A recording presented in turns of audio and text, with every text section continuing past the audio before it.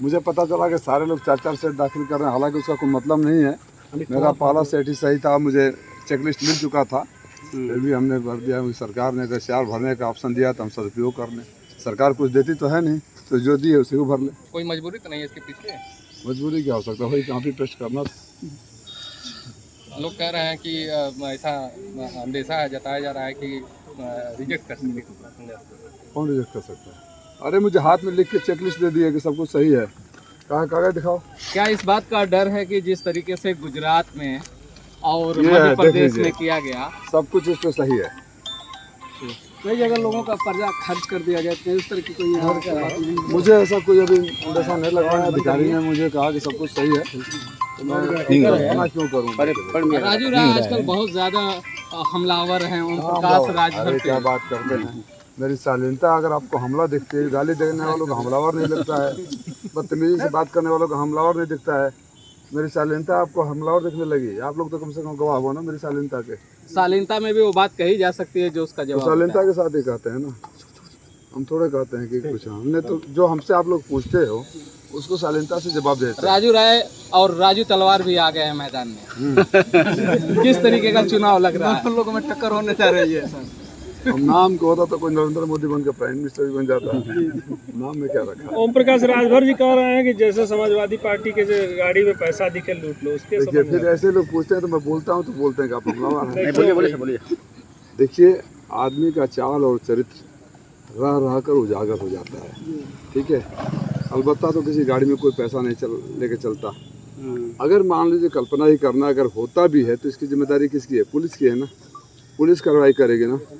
आप कैबिनेट मंत्री हो या थानेदार, या थानेदार भी तो पूरा रिजल्ट दिखाएगा। आप बोल रहे हैं 10 लाख हो तो 9 लाख लूट लेना और 1 लाख रुपया पुलिस वाले को दे देना। मैंने पुलिस वाले को भी भ्रष्ट बनाने का। आपने कार्रवाई करने की बात कही थी। इलेक्शन कमीशन ऑफ इंडिया को इसकी शिकायत की या इलेक्शन कमीशन ऑफ मऊ को आपने इसकी शिकायत की? सवाल होता जवाब नहीं दे देते यार। मेरा कहना ये था कि अगर इस तरह का अगर कोई कैबिनेट मिनिस्टर मंच से खड़ा होकर उन्होंने शपथ ग्रहण किया होगा वो कैबिनेट मंत्री बनने से पहले, ठीक है, और उसमें कानून का अगर उनकी बातों को सच मानता हूँ कि हम लेकर चलते हैं तो इसका पुलिस लेगी या तुम लूट लोगे, तो जो लोग का चाल और चरित्र होता है ये दिखाता है कि अपनी हरकतों से बाज नहीं आएंगे। इसलिए मैंने पुलिस से अपेक्षा करता हूँ कि इसका स्वतः संज्ञान लेकर तत्काल संवैधानिक कार्रवाई करे, संबंधित धाराओं में केस दर्ज करे। आप पत्रकार साथ इतने लोग हो, अगर कैमरा लेकर किसी को कहो वहाँ कि अगर इस गाड़ी में पैसा जा रहा है तो लूट लो, पत्रकार साथी आधा रख लो आधा दे दो पुलिस वालों को, तो अगले पल गिरफ्तार हो जाएंगे। वो भी पुलिस वालों के सामने ही कह रहे हैं। तो पहली ये बात इनके ऊपर केस होना चाहिए। माननीय मुख्यमंत्री को ऐसे मंत्री को बर्खास्त करना चाहिए, चुनाव आयोग को संज्ञान लेना चाहिए और पुलिस अधिकारियों को पिछले 6 महीने में हुई जितनी छिनैती डकैती हुई है उसकी फिर से जांच होनी चाहिए, जिसका भी केस खुलासा नहीं हुआ कि कहीं इसी गिरोह का तो हाथ नहीं है उसमें। समाजवादी पार्टी शिकायत इस पे की है या करेंगे? शिकायत उसको किया जाता है, हालांकि कुछ लोग करेंगे, मैंने ऐसा सुना है। मेरे पास बहुत अभी काम है।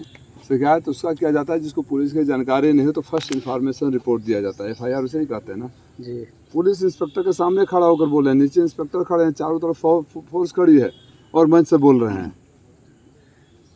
तो अगर मान लीजिए यहाँ दुर्घटना हो जाती है, पुलिस के सामने खड़े हैं, तो कोई FIR लिखवाएगा तब वो केस दर्ज होगा या पुलिस केस दर्ज करेगी?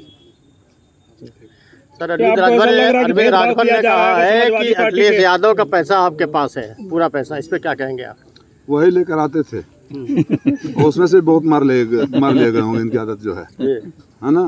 मोदी जी ने कहा कि तो इसका मतलब बात सही मानी जाए, बात सही मानी जाए क्या कि पैसा अखिलेश यादव जी का आप ही के पास है?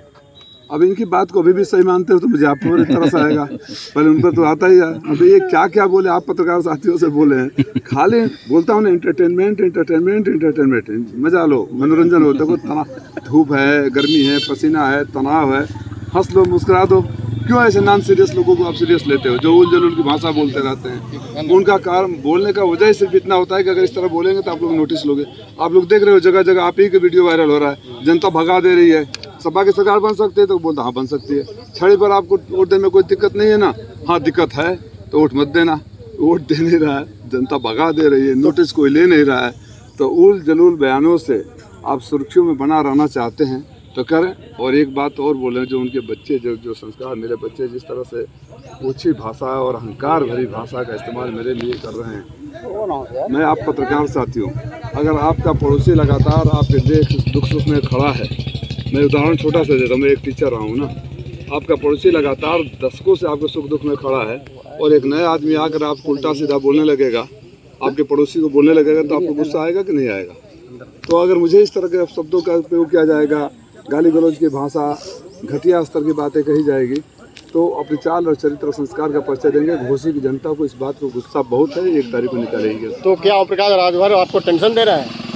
टेंशन दे रहा है, क्या बात की है, राजीव राय नाम होगा टेंशन देने का, टेंशन नहीं, ऐसे टेंशन देने। एक लंबे टाइम के बाद मोदी जी ने कहा अडानी अंबानी का नाम लेते हुए कि टेम्पू में भर भर के राहुल गांधी को पैसा पहुंचाएंगे। हाँ, देखिए यहाँ क्या उनके प्रत्याशी के पिताजी मंत्री जी कह रहे हैं कि अखिलेश यादव का पैसा मेरे पास है, वो बोला अडानी अंबानी ने टेम्पो में भर।